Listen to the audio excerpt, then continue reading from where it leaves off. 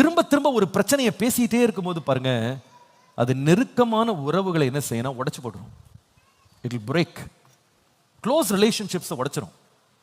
இன்னைக்கு சிலர் அது ஒரு ஆயுதமாகவே யூஸ் பண்றாங்க. அதாவது ஒருவரை மட்டம் தட்டணும், மனைவியையோ கணவனையோ மட்டுப்படுத்தணும் அப்படின்றதுக்கு அவங்க யூஸ் பண்ற ஒரு வெப்பன் என்னன்னு கேட்டா, பழைய பிரச்சனைகளை திரும்ப திரும்ப கொண்டு வந்து உள்ள வைக்கிறது.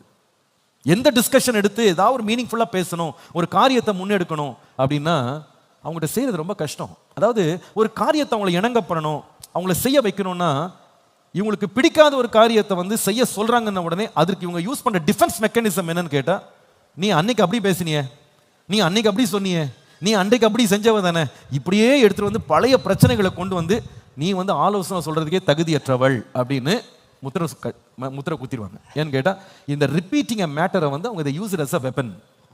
நம்ம ரொம்ப ஜாக்கிரதையா இருக்கணும் இந்த காரியத்துல.